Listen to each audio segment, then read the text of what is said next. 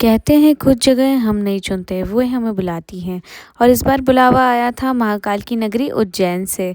ऐसी नगरी जहाँ 5-6 घंटे भी एक पूरा दिन जैसा लगता है। हम लोग उज्जैन पहुँचे शाम के करीब 6 बजे और टाइम बहुत कम था, तो सोचा जो भी देखेंगे पूरे दिल से देखेंगे। और मैं आपको यह भी बताने वाली हूँ कि अगर आपके पास सिर्फ 5 से 6 घंटे हो तो आप उज्जैन में क्या क्या एक्सप्लोर कर सकते हैं।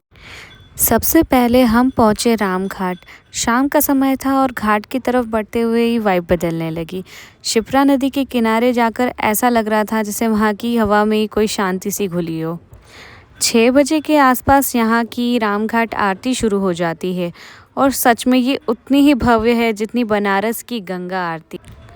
दीपों की रोशनी, शंख, घंटियां और नदी में चमकती लौ पूरी जगह एकदम दिव्य हो जाती है। बहुत ही ज़्यादा डिवाइन वाइब्स आती है वहाँ पर जाकर। अगर आप भी कम समय में उज्जैन घूमने आ रहे हैं तो सबसे पहले शाम को राम घाट की आरती ज़रूर अटेंड करें। ये आपकी पूरी यात्रा की वाइब सेट कर देती है। राम घाट मेरे लिए सिर्फ एक प्लेस नहीं, ये एक एक्सपीरियंस है। यहाँ का सुकून, यहाँ की हवा, यहाँ का एम्बियंस, सब कुछ इतना प्योर लगता है। आज का ये मोमेंट मैं हमेशा याद रखूँगी। यहाँ की लहरें जैसे सारी नेगेटिविटी को धोते हुए निकल जाती है। लोग यहाँ प्रार्थना करते हैं, दीपक जलाते हैं और हर पल इतना पीसफुल लगता है जैसे वक्त रुक गया हो। देखते ही देखते राम घाट की आरती कब ख़त्म हो गई हमें पता ही नहीं।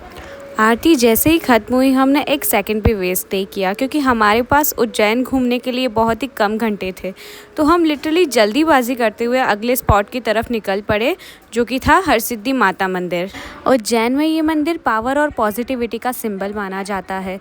अंदर जाते ही 2 विशाल दीप स्तंभ आपका ध्यान खींच लेते हैं। नवरात्रि में इनमें हज़ारों दीप जलते हैं, लेकिन शाम की हल्की रोशनी में भी ये बहुत खूबसूरत लगते हैं। माता की प्रतिमा के सामने खड़े होकर जो ऊर्जा महसूस होती है वो 2 शब्दों में एक्सप्लेन करना बहुत मुश्किल। अगर आपके पास भी कम समय हो तो राम घाट के बाद सीधा हरसिद्धि मंदिर ज़रूर जाइए, क्योंकि दोनों एक दूसरे के काफ़ी पास हैं और टाइम भी बच। तो मिलते हैं पार्ट 2 में उज्जैन की इस तेज़ लेकिन दिल छू लेने वाली यात्रा को आगे बढ़ाते हुए।